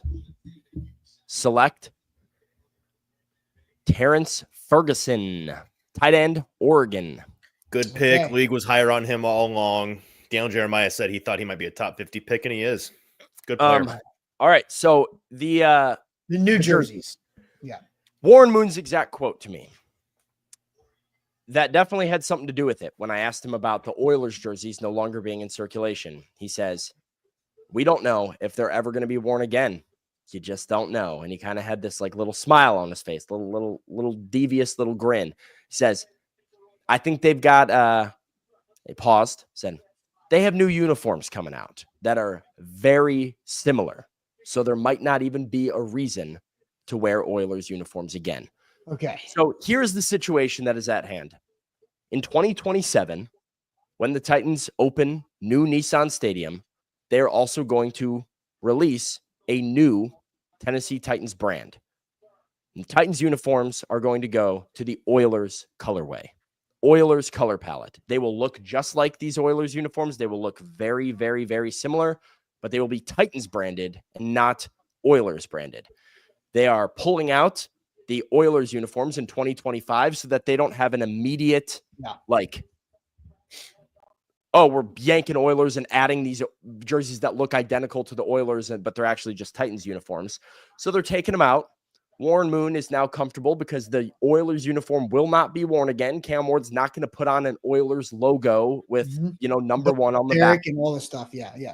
But because fans love the colorway, because fans love what this, how it looks on the field, the Titans are going to run out a uniform combination that looks just like it, but is Titans uniforms. I think that's really cool. And now, like, what does it look like? Just took a defensive back, Will Johnson. Johnson, Cardinals. So we are now 5 picks away from the Titans selection, and I just tweeted out a list of the best remaining players. Do we think we can pivot now back to draft talk? All right, because that's really good. Who did? The Texans just traded up to 48. Okay, Texans move up to 48. I'm going to reset us here and let Easton get to his best players available for the Titans. The Titans are 5 picks away? 5 picks away. How many people do you have on your list, Easton? Well, it's actually 4 picks then the Titans, by the way. Right, so 5 players. Yeah. The 5th player will be the Titan. Yep. Okay, how many players do you have? Number. I put probably 15 guys on here. You want me to just rattle off? So there's a Titan likely to be in this 15. Okay, we'll get the Easton's short list, a long list of players that could be at 52 overall for the Titans. But first, want to tell a great shout out to our friends at Bart Durham Injury Law. Crash can change your life forever. Help is just a click away at bartdurham.com. Your big truck wreck is Bart Durham Injury Law's fight for justice. A crash can change your life, and you're right there in Nashville. You can call the best in the business, 615-242-9000. That's 615-242-9000. You deserve to be paid for what you go through, and attorneys for Bart Durham Injury Law are always available to meet with you wherever is most convenient, including virtually or at their beautiful offices in Capitol View, Nashville, where there is easy parking. I've been there. It is nice. They can fight for anyone in Kentucky and Tennessee. That's what they've been doing for over 50 years, now run by Blair Durham, the great Marine vet and great Nashvilleian, taking over for his father, Bart Durham, after Bart passed last year. So check them out. We need them, 615-242-9000, online at bartdurham.com. Easton, the Titans are 5 picks away. The Texans, 4 now, right? Yep. The Texans are on the clock. They went Jaden Higgins, Iowa State at 34. Could they flip around? Receiver, probably, yeah. You're probably not going to take one of the Titans receivers here if they have a receiver. So that's good news. Just take Jalen Noel and just do both of them. Yeah, I mean, at that point, that room gets real crowded, right? Little spoiled there. Is that what happened? No, I'm just saying that would be they would be spoiled. Sorry. I was like, no way. So the guys that I have at the top of my list, and this is kind of a crack shot order that I put them in terms of my preference, but it's not gospel, just kind of what I felt like. The marquee guys are Noel and Williams, 2 receivers still on the board with 4 picks to go before the Titans are there. Is Kyle Williams a marquee guy? I think he's a top 50 caliber player, so I would say so. Yeah. All right. It's a very big deal for the Titans, don't you think, to get Kyle Williams? I think Cam Ward teammate. I think it makes sense. Yeah, it might. A player Cam Ward told the GM, by the way, that he wanted them to go get. So yeah, I think it makes sense. Okay, they're Mel's best 2 available wide receivers. So yes. They are also Easton's best 2 remaining available wide receivers. And then a big group of edge players. Landon Jackson, Femi Oladejo, Princely Onamielin, Jordan Birch, and Nick Scorton are kind of all in that tier of guys that I think would just be a pick your flavor thing for the Titans, to be honest with you. Some of them I like better than others, but I like them all as good NFL players, useful edge 2 guys probably. And a couple more receivers, Jack Betch, Trey Harris, out of TCU and Ole Miss, respectively. A couple cornerbacks are still on the board that some saw as potential first-round talent. Siobhan Revel, out of East Carolina, is somebody that is a very good player, as is Trey Amos out of Ole Miss. Your boy Jalen Royals, Sam, I threw him on there as well. And then a couple of... Hey, I'm not going to complain if they want to go grab Jalen Royals. Sure. And then a couple of non-specific positions. Elijah Arroyo, just kind of the Cam Ward connection. Maybe that's another reunion that they orchestrate. And then some defensive tackles that I think are great value right now. Omar Norman Lott and Darius Alexander, if they decide to turn that strength into superpower. Easton, are there players on there that you could see being on the board at 82? Yeah, I could see one of these tackles being there. I could see Elijah Arroyo definitely being there. Jalen Royals could be there. One of these edge guys could be there just because there's so many of them. I have Caleb Johnson on this list too, by the way, just because they had him in on a visit and he's a good player. So yeah, I'd say somewhere between a third and a half of this list could theoretically be there at 82. You trade down and take a running back. Is that fine? Like, that'd be kind of crazy. If they trade down again, I'm gonna be not. No, happy. I'm not saying trade down again. I'm just saying can you move back 17 spots and then take a running back with your second round pick? It would be a controversial choice. That's for sure. Yeah. BPA, baby. Yeah, sure. Curtis asked, why is Landon Jackson dropping? Can I throw something out there? They can still take Shedeur Sanders. It's a good bit. It's a great bit. And he's still there. He's still there. He's going to come out of the top 50. Yeah, it's only 48. It feels a lot longer than that, but it's really not. What was I? You threw me off, Dan. Somebody just tweeted Shedeur's not even the first Sanders off the board. That's so tough. Oh, yeah, TJ. That's so tough. Shiloh is going to get drafted before Shedeur. No. Don't speak that into existence. Why not? Yeah, you were talking about Landon Jackson. Why is he I don't like him, so I don't want him. Not interested. I do like him, so I would be fine with that. What was the question? Why he's dropping? Why is he dropping? 2 ACLs? Well, I mean, that's a part of it. I think the reason that all of these guys are dropping is, again, just because this tier, kind of to my point at the top of the night when they traded, this tier of edge players, and apparently I was wrong about this part about Donovan Ezeraku being clearly included in that for a lot of these teams. It is a group of like 6 or 7 guys that is a pick your flavor, roughly the same level of prospect guy. So I think once the run starts, you might see them come off in short order. But they cannot. I just want to say they cannot show Tyler Shuck getting drafted enough because the dog getting involved in the hugs is the best thing of all time. I missed all that. Tyler Shuck and his girlfriend stand up and they hug and wife. Tyler Shuck and his wife stand up and they hug, and then the dog stands up and goes in the huddle with them. And Tyler Shuck's probably going to be celebrating his 5th wedding anniversary at his end of his rookie year. Yeah, he's old. I forgot about that. Yeah. The Texans pick is coming in. All right, Texans pick is. You just saw it. It's not Jalen Knoll. I'll tell you that. Blink twice if I'm gonna. Hang on. It's good news for the Titans. Okay. Ariante Ursary. Actually, it's kind of bad news for the Titans because it's a good pick and it's going to make them better. So it's kind of good news, bad news. It's a very good pick. Yeah, good news for the Titans board, bad news for the Titans on the field. Right. So if we're just playing the math here, 3 picks to go before the Titans are available, that means that of the following list of players, it's who are our favorite players on here? Jalen Knoll, Williams. Oladejo, I think is. I'm not crazy. I don't really like Kyle Williams very much as a prospect. I am all in on Jalen. Literally, the only reason I would like Kyle Williams is because of the Cam Ward connection, and that's crazy to me. Okay, well, yeah, but you like every prospect, so that is not true. Easton. I don't love your boy Jalen Royals. I just think he's fine. Okay,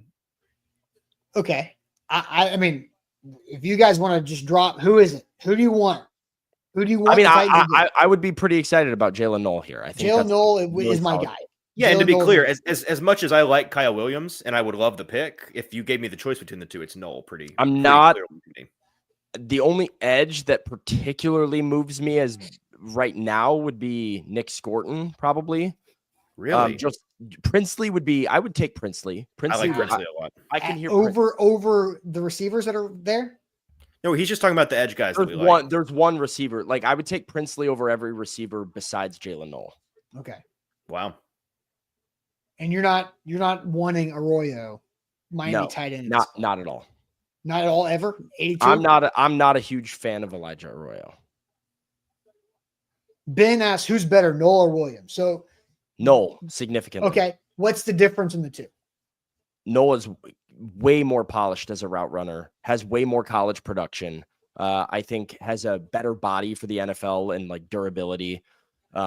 Then who are you comparing him to? Kyle Williams and Jalen Noel. I think he can line up anywhere better than Williams can. Williams is probably, he has some versatility, but I think Noel is just more fluid at all three positions. Bengals pick is in, Sam.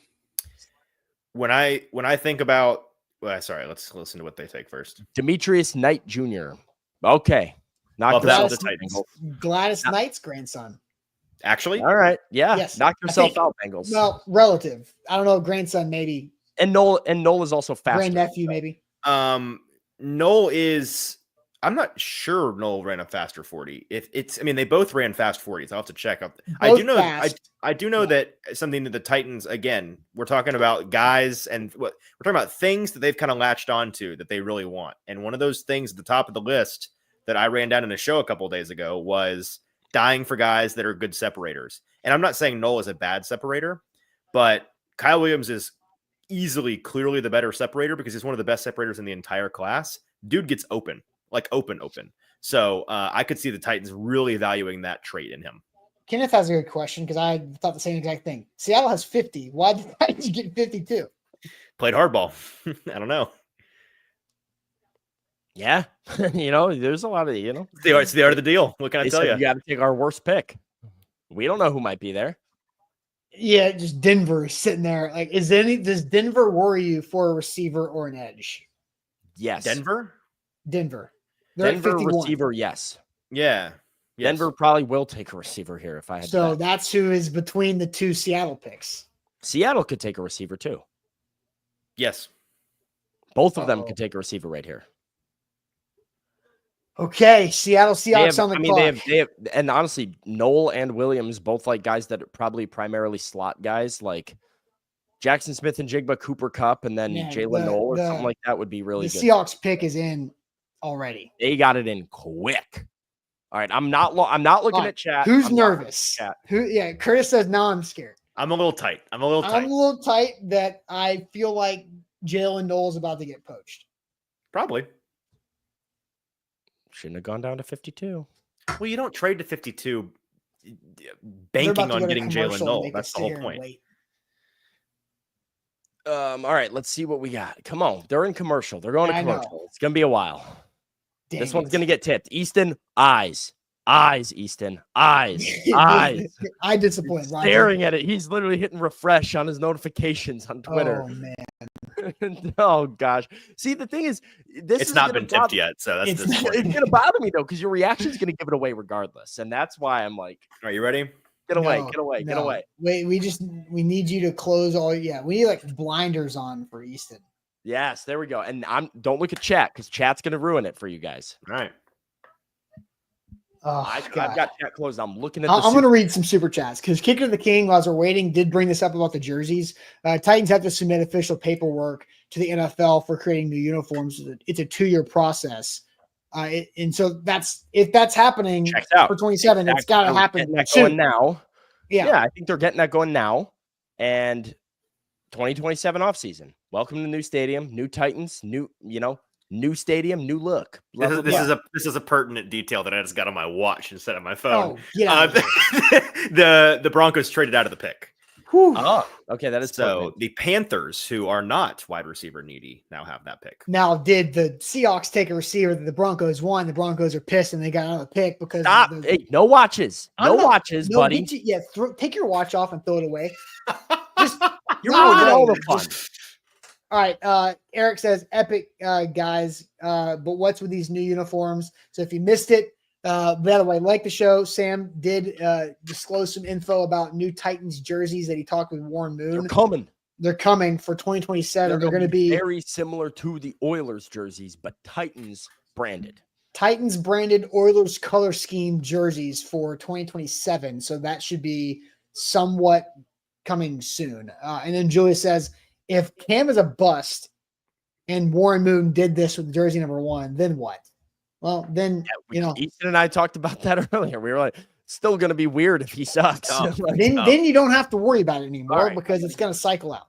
I got to get to banners so that I'm not looking at the chat. Whew, okay. Titans are not on the board yet. We're sitting here waiting. This is going to take forever. Shout out to our great sponsors, Bart Durham Injury Law and Holiday World and Splash and Safari. Easton, you said you've been to Holiday World and Splash and Safari a bunch as literally a kid more growing times up. than I can count. Yes. Okay. What was your favorite part as a child going to Holiday World and Splash and Safari? For the longest time, my favorite thing about Holiday World has been the Voyage, which was their marquee roller coaster up until a little bit recently. They built their first non-wooden coaster, which is called Thunderbird. Also very fun. I think it's the world's only launched wing coaster. But the Voyage is their primary feature. You can see that coming from miles away is a 2-time Golden Ticket Coaster of the Year award winner for best wooden coaster. Maybe 3-time, actually. Multiple times. We are at the podium with the Seattle Seahawks. Love Holiday World. Go check it out, especially if you love fun. This guy said before we start and pointed to the kid next to him. So this is going to take. He's got 3 kids. All right, little man. Let's get with the pick. 50th pick in the 2025 draft. The Seattle Seahawks select Elijah Arroyo, tight end out of Miami. Okay. All right. Well, I didn't know who they took for a while because this guy could not say Arroyo to save his life. Arroyo. He said area yo-yo. And I was like, who did they just take? So that means what? So that means 52. Jalen Noel. It's got to be Jalen Noel. One of Williams or Noel will be on the board at 52 minimum. Big difference between those two. Jalen Noel. The rest of us is not, but I'm just saying. Jalen Noel. If they take Williams over Noel, I'm gonna be really. They're gonna both. We're gonna fight over that if that happens. They're both gonna be there, and they're gonna take not either of them. I will say, Sam, if they take Noel here, I think it would be fair. Maybe not public apology all the way. Like it was the burden, but like I will admit that the trade down was great if they get Noel at 52. Good point. Not what I was going to bring up, but good point. What I was going to say is it fair for us to officially grade when you and I were on the show a couple days ago, the A to Z Morning Show official tinfoil hat? The official tinfoil hat pick of the year that they just love Jalen Noel because they wouldn't talk to me about him. Yeah. I think that means it's confirmation. It would also be 2 years in a row, as we brought up on the morning show today. 2 years in a row if my Senior Bowl crush got taken by the Titans in the second round. That'd be pretty decent. And the second year in a row that guy ends up being a really good player, obviously. Panthers pick is in. All right, Panthers pick is in. It won't be receiver. So actually, they're both going to be there. Like, why would they take receiver? That wouldn't make any sense. Who are they going to take? The Panthers, they need receivers, linebacker, DT. They drafted a first overall. They drafted a first round receiver. So they might. Dave Canales loves weapons. So all right, here we go. Oh. Bum bum bum bum bum bum bum bum. They've traded the pick to the Carolina Panthers. Come on, Chuba. They'll draft. Panthers select Nick Scorton, edge. Okay. It's a big name edge off the board, right. but the receivers are still there. 52. Chat. Drop your once. I don't want predictions. I want once. You got wide receiver Jalen Noel, wide receiver Kyle Williams, edge Landon Jackson, edge Femi Oladejo, edge Princey Umamuelen. This has to be Jalen Noel. I'm all over Noel here. I will accept Princely or Femi, but I'll be sad about them passing on Jalen Noel. I'm going to be very. And I will. And a lot of people are still wanting Mike Green, guys. It ain't Mike Green. Guys, it ain't Mike Green. No. My top 4 options are Noel Williams. I'm gonna go with the top 4 I put on the list here. Noel Williams, Jackson, Oladejo. I think one of those 4 picks is a very good pick. I'd take Princely over Jackson for sure. Well, I think I just feel like That's I fine. feel like trading back to 52 with Jalen Noel right there and getting Landon Jackson is such a wet blanket, soggy toast. What? Say that again. I think if Trading you back trade and taking 52 Landon Jackson, and you take yeah. Landon Jackson and Jalen Noel sitting there, that is soggy, wet blanket toast. I would agree. I mean, I that's my thought on Kyle Williams. Like Kyle Williams with Jalen Noel on the board to me is just really disappointing. We'll see what happens. Easton is cheating because he can't help himself. No, my dad just texted me, "Who is it?" And I said, "I don't know." Okay. Tell him he'll find out in 35 seconds with the rest of us. Like the pick is in, by the way. The pick is in. And we've got someone coming to the stage, baby. Here comes Keith. It's not going to be Noel. It's too too we're obvious, right? we're in too much Here of we a go. unison for Here it we to go. be Noel. All right, Keith. 50-second Here pick. comes Keith Bullitt. The Tennessee Titans select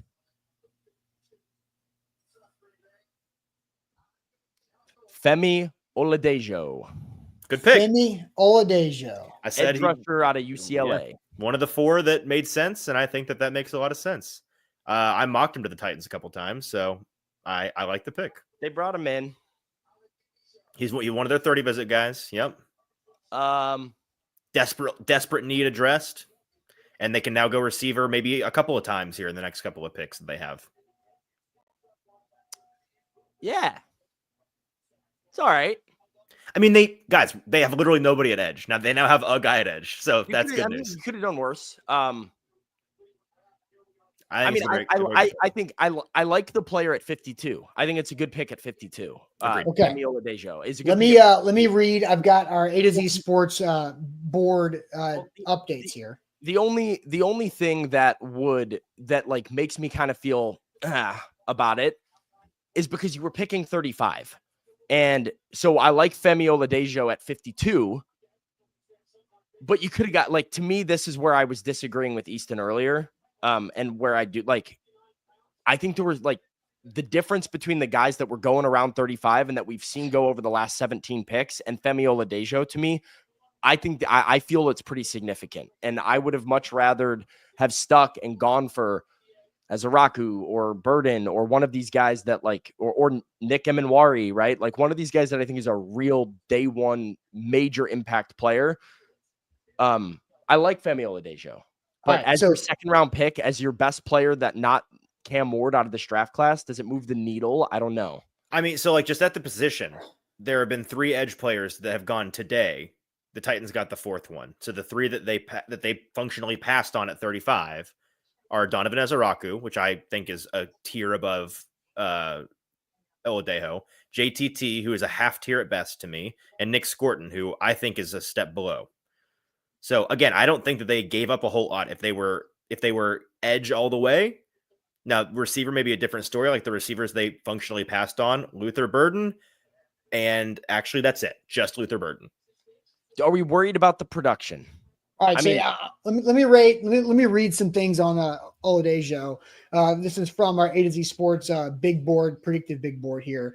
Oladejo has worked his way into many analysts' favorite draft darling conversations this spring, thanks to his stellar performance at the Senior Bowl and strong showing at the NFL Combine. The scouts who liked Femi Oladejo most love his versatility and extensive experience playing both off-ball linebacker and edge rusher. He grew into a fairly impressive off-ball linebacker after transferring from Cal to UCLA, but the Bruins had a need at edge in 2024, so they moved him primarily to edge in the final season. So I didn't know that he moved there mid-season, basically. So there's not a lot of production. There's not a lot of tape out there of him playing edge for an extended period of time. 4.5 sacks last year, and the big knock against him is he's raw. He doesn't have much plan rushing the passer. He's not a very deep, not a very polished pass rusher for a guy that you're banking on rushing the passer. So you can like some of the physical tools. He's got a lot of length, which is really nice. But most of his experience in college comes as an off-ball linebacker. This is more of a ceiling pick than it is a impact pick this year. So he's probably a developmental guy. Well, here you go. He wasn't perfect there, but flashed some of the bend and burst off the edge that entices the NFL. He'll likely start out as a backup early on until he adds more layers to his pass rush game, but Oladejo could certainly be a starter one day. And I agree with that. And that was from Travis May, our A to Z Sports College football managing editor and draft editor. This is not surprising given the plan that these guys have. Again, it's exactly what I was going to bring up. Heard them talk about. They are looking 2-3 years in the future, not this year. And this is a guy that fits that bill. Could you have not done that at 82? But that's exactly, Austin. Exactly. It's like, I love the idea of projecting what guys are going to be 2-3 years in advance. But like, to me, 35 with the board as it was looking when we finished last night, I thought you were going to be able to get an immediate impact dude. And I think Ezaraku is that. Aminwari is that. Like, there's a handful of dudes that are those instant insert difference makers in your defense. So while I can appreciate the upside of the player, it's a developmental edge rusher, which you could have gotten at 82 to me. Like that could have been your third round choice.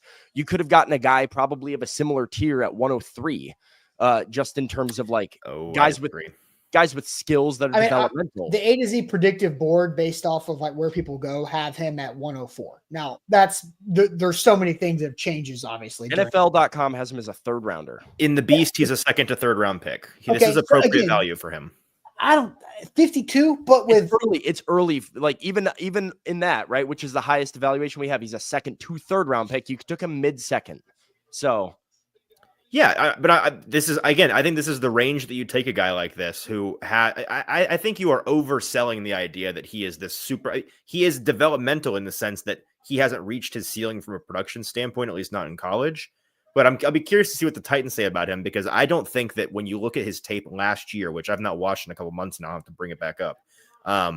When you look at his tape last year, you do see a guy that is going to have the juice to be an instant impact for this team, given the bar at the edge position that he currently has to clear, which isn't all that high. I think that this is a guy that's going to be an instant impact for them. Though.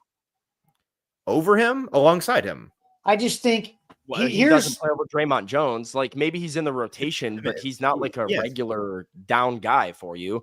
And like, my hope at edge at 35, there were plenty of edges that you could have taken that would have been instant starters for you. I think I'm not worried about who you missed out on 35. It's like who you had at 52 that would have been able to help out your quarterback you drafted last night. No, I think it's you had, and I said this last week, 2 weeks or whatever. I think when you're drafting offense around Cam Ward, you need to draft players that have high floors. And I think Jalen Noel is a great opportunity to draft somebody that has a high floor and a solid ceiling, but can come in and day one start to gel with your number one franchise quarterback, Cam Ward, from day one to help out with making plays. And then you can get an edge rusher that's a developmental guy at 82. Now, obviously, we'll find out who's still there at 82 from the receivers, but this is a very underwhelming pick for me. Taryn says he's a depth guy. I agree with that. They need depth. He's a depth guy. But for me, like coming into the day, again, at 52, it's fine. But you came into the day with pick 35, and like that feels like a missed opportunity to get a real difference maker for a depth guy that you're hoping to develop into a difference maker. Yeah, I think it's important to point out that, again, from a developmental standpoint, what does that mean? Is it because he just is super raw in college and has, despite being a 2-year starter in college, it's taken that time to still be in a position where he's not quite refined? No, he was most of his career up until the last 10 games of his college career. I mean, arguably miscast as an off-ball linebacker. And when he was put at edge, the 10 games, very small sample size of upside and rapid development that teams saw is why teams were willing to take a swing on him in the second or the third round. I think that, I'm reading a report here from somebody that I trust who says that they think that he is just scratching the surface as a pass rusher because he has, again, only played 10 games at what is his more natural position. So I'm curious to hear what the Titans have to say about him, but I'm going to guess that's something along those lines exactly. Okay, but that's fine. But also, like, what happened to best available, right? Like, this whole, I agree with that too. Because I'm also sure they're going to come out and say he was their best available. I guarantee they come out and say that. Who cares? But that's not true. There's no freaking way that he was their best player available. Why do you think that? I don't think that's hard to believe at all. Again, all these edge guys were flavor guys. I had said that for a half hour before we got to this pick. They're all a flavor pick. When you the six edge guys they were looking at right there.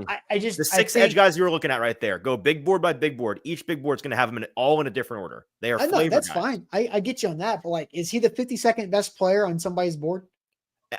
If you listen to what I'm telling you, I am telling you that if you go big board by big board, you'll find him at 52, 59, 83, 57. Like he's all over the place because all of these edge guys are it depends on what you prefer in your edge rushers. I hear you on that, but I would be very shocked. James Foster's big board, 59 overall. Okay. Where's Jalen Noel on that big board? I don't know. I pull it up. Like my point is best player available, and they get a guy who is very limited experience and tape doing what he's been drafted to do. I think you are overselling the limited experience and underselling the unlimited potential. That's fine. I agree with the potential aspect of it. I also think that I just don't think at 35 overall, I'm in the business of drafting guys that have high potential but are really unpolished guys when you need instant impact players. Well, something that I heard earlier today from Braden Gall, actually on a football show on the 440 network, was that he had talked to, I hadn't heard this before. He had talked to somebody in the Titans front office. I don't know if it was a scout or somebody high up. And the quote that he mentioned that I hadn't heard was that this front office, he said, I was told this front office isn't going to settle for the Ryan Tannehills of the world, which is no slight to Ryan Tannehill. But I think these first two picks for the Titans kind of outline I'm curious to see if it continues with the rest of their picks as a trend, but I think it kind of outlines Cam Ward and Femi Oladejo are both picks that are not the safest in the world. They don't have super high floors, but they do have perceived really high ceilings. And I think this is a front office that isn't going to settle for guys that they think can be good players when they trust their evaluation ability to find guys that will become great players and trust their coaching ability to develop them into those great players. It's a part of what's made the programs they've come from really great. It's what Kansas City and Green Bay have done for decades at this point. And I'm not saying it's easy or going to happen, but I am saying I'm not surprised that that's their mindset, if that makes sense. I agree with that. I mean, I'm not, Trey Harris just went to the Chargers, by the way. So Jalen Noel, maybe there's something we don't know about Noel. I'm kind of surprised he's still. I am very surprised as well. The Bears are up, so maybe they'll take him. Just keep on grabbing all the receivers that fall. I don't know. I agree with that thinking, Easton. I think, it's. I'm going to go write that later, by the way. It's a pretty decent idea. I think it makes a lot of sense for them to swing for the fences, for them to go for great players. And I have no doubt that they believe that Femi Oladejo is going to turn into a great player for them. Like, that's why you draft these guys, because you believe in the potential, because you trust your coaching staff to develop. But that hasn't always worked out. That has not always worked out. Not at all. And it won't more often than not, it hasn't worked out for this organization. This is a new GM. This is a new sort of regime, TBD on this coaching staff. Let's get some more players on here and see how they develop and how they figure it out. A different way of framing it, maybe. But I also don't think, the same way that I can't blame the Titans front office and coaching staff and decision makers for wanting to take swings, I also don't think Austin or myself or anybody in the chat that's feeling underwhelmed should be like, you can't blame people for also feeling like they doubt it a little bit. Like it's easier said than done to be like, oh, he's got high potential, he's going to be freaking awesome, and we're going to turn him into a star. No, and let me ask you, is underwhelmed the right word, or is concerned the right word? Because what I'm hearing from you is that you're more concerned that these are bets that aren't going to cash than you are underwhelmed by the potential. I'm underwhelmed, and probably it's because my mindset is different, right? Like my expectation coming into round 2, when I looked at this board and I saw 35 overall, was that they were going to get one of those guys that had a lot of first round grades on them, had a lot of ability to be an instant impact player. And maybe that means their ceiling was a little bit lower, right? Like, Nick Emanwari, I think, can be an awesome safety. Is he going to be the best player in your defense? Probably not, because he's a safety. I think he could be, right? But I don't know. I think Donovan Ezaraku is going to come in, and I think he's an 8-sack guy as a rookie. And I think that was the level of impact I was hoping the Titans would get from a player at 35. So for them to trade down and then grab a guy that's developmental, that we need to have expectations low on in 2025, there is something about that like he might have 1.5 sacks this year, and they're going to say, wait, we're developing him. He's got tools, right? And you're just kind of going to be like, but I wanted more juice. I wanted more instant. Austin, I want to hear your point. I just want to frame this for you before you go, but I'm curious what you have to say. A better way of maybe framing succinctly what I was trying to say is that if we look at the 4 edge players that were there, that were kind of all in that contention, right? Landon Jackson, Femi Oladejo, Princely Umanmielen, Jordan Birch. That was kind of the next group. I think when you're talking about ceilings and floors, to me, the highest floor is easily Landon Jackson or Jordan Birch. And I think that Femi may have the lowest floor of that group. But if we're talking about highest ceilings, I mean, I'm higher on Princely than most, but I would guess most evaluators would probably tell you Femi has the highest ceiling. I don't disagree with that. I think why I'm underwhelmed with this is because, like, who are you trying to race to get Oladejo at 52 for? Like what's I don't know. That I think is a tough eval. It is. There could be somebody at 57 who, like, the Bears. I know, but like, the Bears need an edge. The Bears could have been chomping at the bit to get Femi. You don't know what the boards look like. No, for sure, but like I feel like it's an underwhelming pick for the offensive players that I feel like are ready to play now that we're still sitting there. And really, Jalen. All right, let's see. I'm told the Philadelphia Eagles with the last pick in round 1, as well as the Tennessee Titans and New England Patriots at the top of round 2, are possibilities to pull the trigger on Femi. That was a Tony report from Tony Pauline. He says this was rumored. So C. Rich saying that the Eagles, 49ers, and Patriots were all teams interested in. This is sparking your memory. I think I wrote an article about it, how Kuiper took Femi Oladejo for the Titans at 35 in one of his mocks a couple weeks ago. And he passed over some other people that we were like, I can't believe they did that. I mean, I'm going to go back and find that. I will say, and this is not always correct thinking, obviously. But in general, in the draft, just to tell you like a little bit about how I feel, I really value college production. And that's not fair for a guy like Femi, who played the position for 10 games, like you said, and moved situationally, it was not his fault. Right. But like the same reason that I was scared to death of Shamar Stewart. It's just like I have a hard time buying into tools over the physical production that you did in college playing the spot, and that is the one thing that worries me is just we haven't seen him do it. Him do it. Tight Man says, is he not good? Why is everyone down on him? I think it's not that I don't have a problem with Oladejo. I have a problem with what I said again. At 52, I think it's a fine pick. I think it's a fine pick at 52. So, but for that to be your second pick, yes, is where I'm. Andre said in the super chat, Titans pass on a lot of talent to get to 82, then turn around and pick a project depth guy. Have zero firepower. Rather take a guy like that in the 4th. Now, based on the Tony Pauline reporting, he wouldn't be there for much longer. And then Amnesia says, this better not be another year where the Titans need to draft a young wide receiver and don't. Still sour towards Randon, passing on good wide receivers to take a running back. So I think that there's a lot of PTSD with this too. And I think that's going into it is like, you just drafted Cam Ward. You just had this press conference where your NFL Hall of Fame quarterback that played for the Houston Oilers for years just surprised everybody and said, I'm unretiring one for this guy. And then at 52 overall, after you trade back and do the right thing, you have options available for that quarterback and you draft a project edge rusher. That is, I think, the context of being underwhelmed.